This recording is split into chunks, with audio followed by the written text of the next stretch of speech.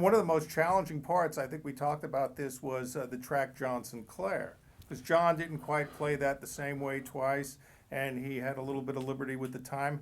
How the heck did you get through that track? We eliminated the rest of the band, and it was just me and Jim and John. Okay. So that was my favorite track, and yeah, it was. You had to be on automatic pilot with John. I mean, if your ears weren't totally open, you would miss like 10 of those. You got.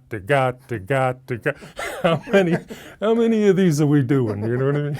And it would be a little different every time.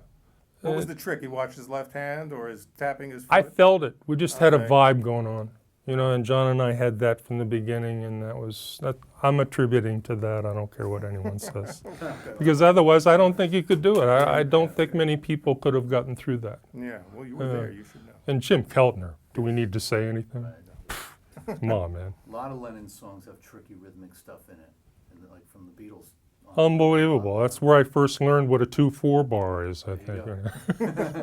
Now, from that meeting with Chuck Berry, is that why he used you guys on Bio? How did you get to play on that record? Well, we started working with him. He realized that if we're good enough for John, maybe he should give us another listen. Okay. And so we did some gigs. We went out and did a couple short tours with him, and he loved us. Okay. As soon as he could get me past him coming over with his leg and going, dum-dum, dum-dum. So I don't want you to play anything but that. So, you know, I got it. I wasn't a complicated player. It's not that I couldn't leave 1, 3, 5, 6 to go on da-da-da-da. So, you know, we hit it off. He realized he could work with us.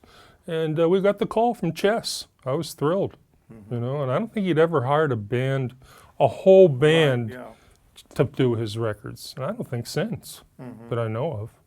Of course, he's not going to be doing it anymore. Well, that was one of the last records of original material he did up until probably he recently passed. There's a couple of cool things on it. You know, the album as a whole and it's not like he was at his best songwriting, but there's a couple of tracks. Hello, Little Girl, Goodbye was pretty special, and an instrumental he did called Woodpecker that we all got to clap hands on and kind of, you know, have a couple of drinks and get loose and shout in the background, and it was just a cool track. If anybody, I think that's on YouTube. Yeah, most people out there can find Woodpecker by Chuck Berry. Now now obviously years later the archival release came out of John's 1-to-1 concert. What are your memories from that show? Because again, John had not been on stage in 6 years. Well, I kind of gave it away. John had to work a little on his chops and endurance during the rehearsals, but if 2 weeks, 2 sessions a day doesn't do it for you, you know, we would go home with sore fingers, even us, after those rehearsals. It was, you know, having Jim Keltner there was just a big, big plus for me personally. John says, where do you want to, because we had 2 bass players, quickly. Yeah, tell me that story. I remember that, yes. Yeah, he wanted to have Noel Redding on the gig. Really? They were tight. And when I heard that, my heart just sank. I went, oh, fuck. I was going to be a star for a day. Now they're going to bring in Noel Redding to be the... Noel Redding, I don't think was the most accomplished bass player. I mean, he pretty much played the parts Hendrix laid out for him. I think. They were tight friends, and it lasted about a day and a half. Okay. So my excitement was back in a day and a half when he turned it down. He couldn't do it or whatever. So they says, well, you know, John says to me, he says, you know, I kind of got my heart set on 2 bass players. We've got 2 drummers. We've got 2 keyboard players. He was counting Yoko. And 2 guitar players, Tex Gabriel and John. And so he says, I'd really like to have 2 basses. Let's double everything. Because back in those days, doubling was like it. Yeah. You doubled everything in the studio and everywhere you want. You know, everything was 2 of everything or maybe more. And then he worked with Phil Spector on, what didn't Phil do sometime? Yeah, John... let me finish the story about the band first. But John was, you know, it was really important to him to have 2 bass players, so they hired John Ward, was his name, to be fair to John. And he was an excellent bass player. He's the one that played on Mongoose, and their first big hit, and had done the soundtrack to Midnight Cowboy, and he'd been in the band since 1965. He left 2 days before I started with the band and they started hearing rumors about John. Why, I don't know, but I thought it was a beautiful thing of the guys in the Elephants to actually call him and have him come in and have that experience of playing with John, even if it was just for 2 or 3 weeks. Right. Because it was extended. After the Garden, we were all so done, we were just shot. So I had a chance to go back to my home in Pittsburgh and do some trout fishing. The day after the Garden, I took off and flew back to Pittsburgh. Wow. And as soon as I landed, I got the call that they're doing the Jerry Lewis telethon. I went, oh, man. Sometimes you just can't win for losing, you know. But I said, you know what? If John's still in town, John Ward, just have John do it. We just played the Garden with the guy. He knows all the songs. So that's what they did. They had John Ward play bass on the Jerry Lewis telethon. And that was kind of cool. Did you guys, I guess you and John doubled your parts then, I guess. Yep. Exactly. Yep. For note. I actually wrote out a lot of the stuff and found out he didn't read. Okay. So, but I said, John, play an octave above me here and lay out on these 16 bars because it's going to sound terrible. So that's whoever had to remix that. I don't know how they had to do it, but it must have been insane trying to come up with one bass part. I think his bass really buzzed a lot because I let him play my old 1951 Telly, and it was buzzy, buzzy, buzzy.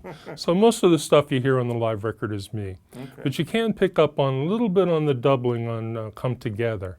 Okay. Now, if they do it again, all bets are off because who knows what they'll do to it this time. Yeah. You know, Right. they did improve it there at one point, I think, one of the recordings, but one of the remixes. But I'd love Jack Douglas to get in there and actually, Jack Douglas they were doing the Lennon NYC movie premiere in Central Park, and I was sitting across the aisle from Jack Douglas and Huey McCracken. Strangely enough, it was another guy I worked with a lot. And he says, I just heard from Yoko and we're going to start on the live record. And then 5 years went by, nothing. So that's typical Yoko. You know, I don't know why she's not doing anything with that and making it a DVD. If anybody has a clue, let me know. Because I don't have a clue what she's doing, God bless her. Aside from your work with John, when you look back on your career, what are some of the performances that you're most proud of, or one that really stick in your memory? Well, that's funny. This story just came up a couple of weeks ago. Howard Tate, hands down. I mean, one of that was my idol. And while I was working, after I had cut the record with Howard Tate and we went on tour with the Elephants, I was out in L.A. for a 6-week thing. We did that L.A. Coliseum festival that I mentioned earlier, and got the call from Jerry Ragavoy at the Hit Factory that Aretha Franklin wanted me to cover Howard's, my bass lines again on a song that I had done on the Howard record, 8 Days on the Road. She was going to do it as a single and it was going to be on her next album.